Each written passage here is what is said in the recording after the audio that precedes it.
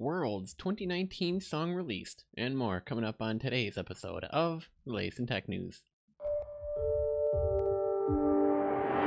Hey Gadget here, you're just in time for the latest episode in the world's only 3-in-1 show on tech, gadgets, and gaming news. That's right, this is the latest in tech news. My name is Taylor American. If you're new here, hit that subscribe button so that you don't miss out on the latest episode. And if you've been here a while, why don't you share this episode with a friend? It'd be greatly appreciated. We got a nice lineup of articles to get to today, and just in case you're wondering, I'm going to preface this by saying we're not going to be doing Today in Tech History. We're just going to be getting right into the meat and the potatoes of today's show, as well as, well, I'm unsure if I will be able to get out a episode tomorrow for Friday, as I will be going out of town over the weekend starting tomorrow. So if I'm able to get a show out tomorrow, you'll know because you'll be listening to it. If not, well, you'll just hear me on Monday with Monday's news. So with that recap, I don't think there's anything else I need to go over. I don't know if there's something I happen to forget. Let me know down in the comments section if you're watching on YouTube or on Twitter. We are at TechNewsGadget. With that out of the way, let's get on over to today's feature story. Alright, so as you can tell, we just jumped right on over to the articles, and if you're interested in the rest of the articles covered on today's show and wanting to click over and read those and watch any videos that are attached, well, head on over to TechNewsGadget.net. Well, first one comes to us from comicbook.com. League of Legends releases the world's 2019 song. Now, I'm a sucker for good music, especially when it comes from League of Legends, and man, every single year around Worlds, they come out with a really great orchestral theme song, and then they follow it up with the kind of the headliner song that everybody's looking forward to. This year, it's Phoenix, Worlds 2019. The individual who is in this song actually sang before in 2017. She wrote the song for that Worlds as well.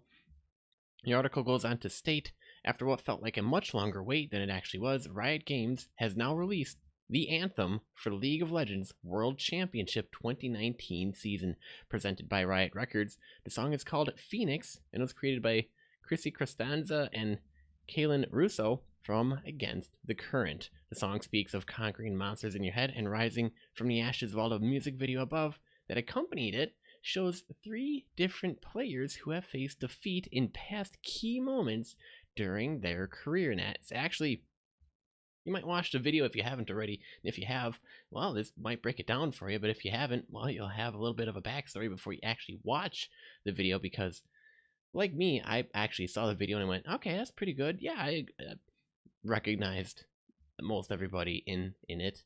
And then I went, wait, this is kind of interesting though. Why would they do this? So here's the backstory. They're in the song, there's Rookie from Invictus Gaming, Caps from G2 Esports, and Faker from SK Telecom T1 shown in a video, each of them and their respective teams in contention to win the World Championship this year. Instead of fighting against other players, the 3 are shown battling alternate versions of themselves, while their champions, Lissandra, Aurelia, and Karma, respectively, do the same. Now, while champions like Lissandra may not be as relevant during this year's tournament as they were in past years, Riot Games said that the pairing of the players and the champions is meant to show the counterparts played by the characters during their moments of defeat in their career. Now, the release of this year's Worlds song follows repeated requests from players and fans who wondered where it was and when it would be released. As anyone who's been keeping up with the competition will already know, Worlds 2019 is well underway. In fact, it just now completed the play in group stage as of Tuesday, and we'll be moving on to the next stage, where the 3 players shown in this video will be playing during the first time during the Worlds proceedings. This is kind of more of the group stage, and obviously culminating in the final championship game between the final 2 head-to-head at the end of October. I do believe that currently For those of you who do want to vote on how the brackets will wind up and who will ultimately reign supreme, that is still open. I think it's been open since the beginning of this week, Worlds Pick'em, so you should be able to get in there if you are a fan of League of Legends and have voted in the past, like I have. So you can feel free to pick your bracket and kind of figure out who might win this year.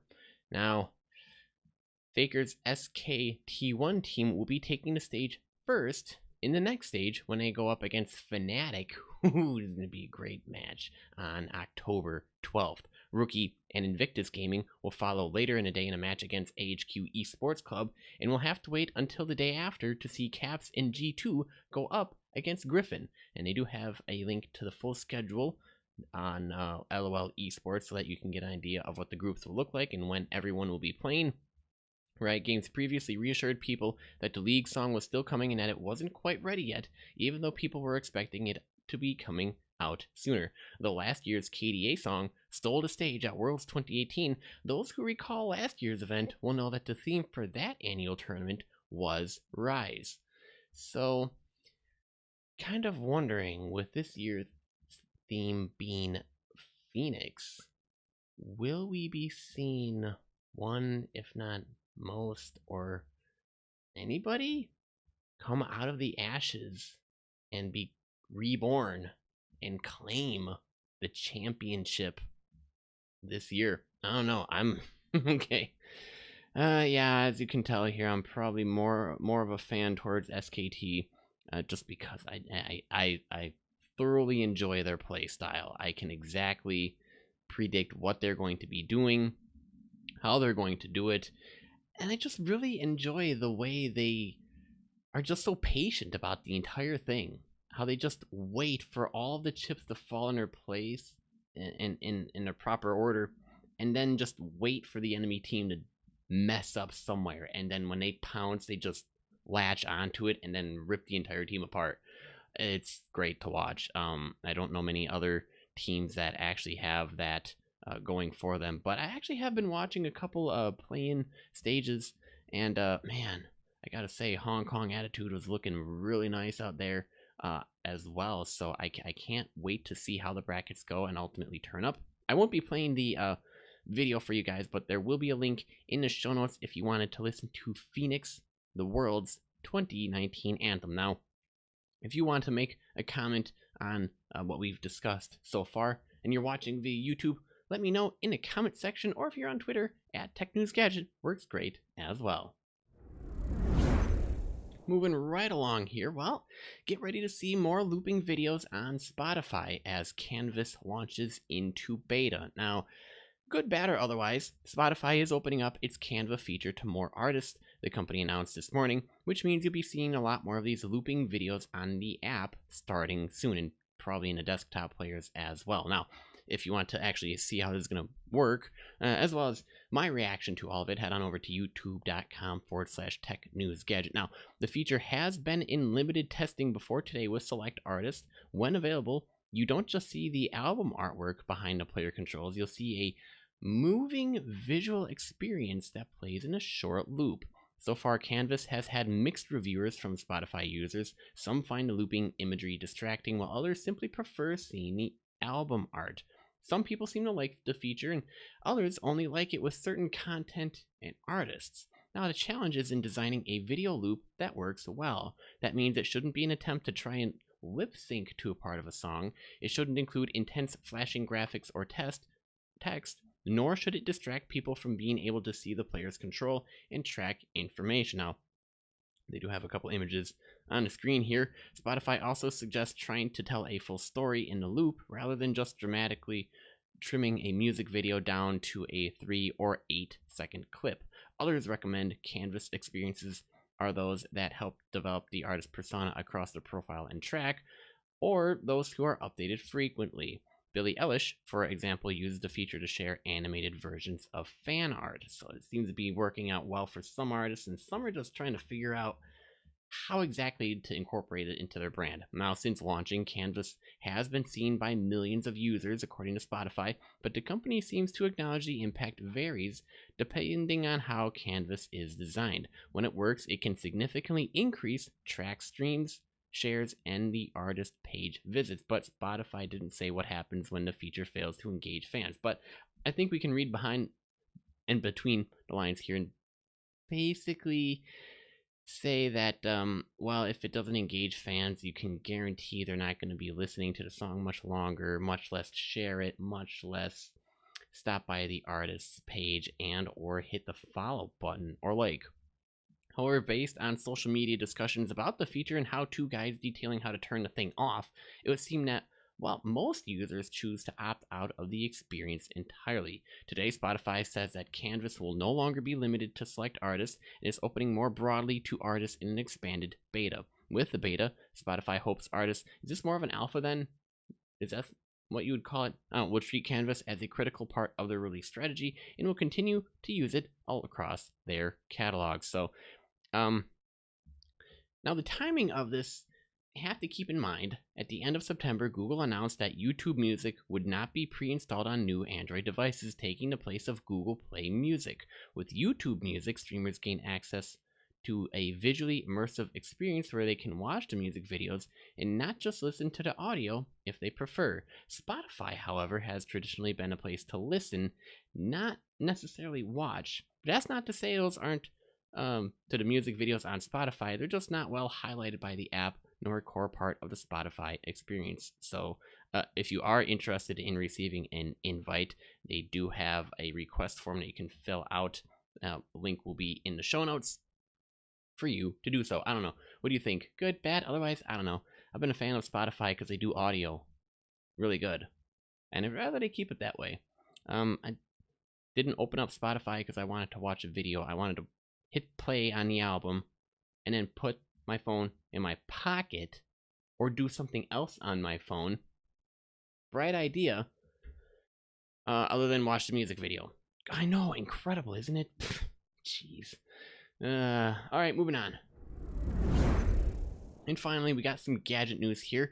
It looks like Google wants to reduce Stadia lag with something called negative latency. Well, the name might sound silly enough, but the tech could actually improve streaming. Actually, kind of interesting. Plenty of gamers are skeptical, firstly, about cloud-based gaming. Fast internet connections just aren't prevalent enough, the argument goes, and lag will kill the gameplay experience. Google is diving in headfirst with Stadia, though. In an interview with Edge, Stadia's VP of Engineering said that the platform will eventually be more responsive than consoles. And while the technology to do so sounds silly, the underlying concepts might just prove to be effective. Here's the excerpt from Edge. But latency is the thing that gets the most attention. And while it's already proven to be more than playable, ultimately we think in a year or two we'll have games that are running faster and feel more responsive in the cloud than they do locally, regardless of how powerful the local machine is. These improvements will come via a term which sounds rather slippery. Negative latency is a concept by which Stadia can set up a game with a buffer of predicted latency between the server and player and then use various methods to undercut it. It can run the games at a super fast frame rate so that it can act on player inputs earlier, or it can predict a player's button presses. These tricks can help the game feel more responsive, potentially more so than a console game running locally at 30 FPS with a wireless controller.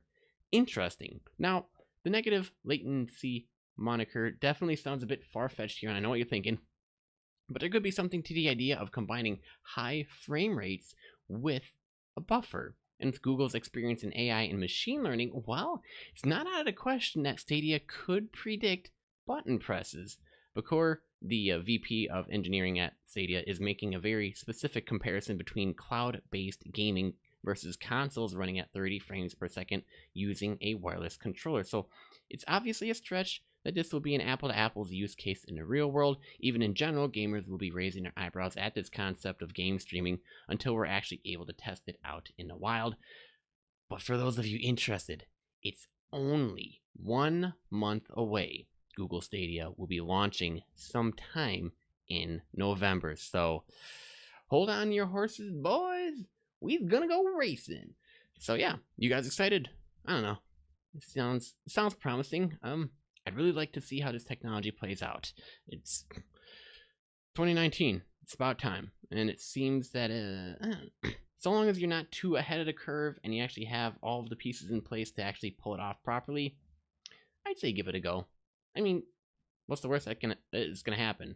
You're gonna go, oh, I don't think we planned for all that, and then fix it, and then it actually works better. I know, wonder of wonders, right? So there you have it. There's all the news that we have for today. Now, like I said before, I'm not sure if I'll be able to get an episode out tomorrow, Friday, for you guys. So if I do, you will hear another episode on Friday. Otherwise, enjoy your weekend, and I'll see you back here on Monday. And I know this was a shorter episode covering 3 articles today. Still dealing with a short recording time for I don't have a lot of time to record a whole entire episode, but I would like to do more. But if I did happen to miss anything, let me know on Twitter at TechNewsGadget. And with that wraps up this episode of the Latest in Tech News. Thanks for tuning in. New episodes every weekday. The Latest in Tech News can be found on every major platform, including Apple, Spotify, Google, YouTube, Stitcher, Overcast, and more. Now, if you enjoyed this episode and you're watching via YouTube, let us know by clicking that like button down below and by leaving a comment. Also, double check that you are subscribed so that you don't miss the next episode. And if you're a long-time listener, feel free to share this episode with a friend. I'm your host, Taylor Merrick, and remember, for the latest in tech, gadgets, and gaming news, visit TechNewsGadget.net. Pretty much, keep being awesome, guys, and I'll see you on the flip side. I'm the Joker, baby!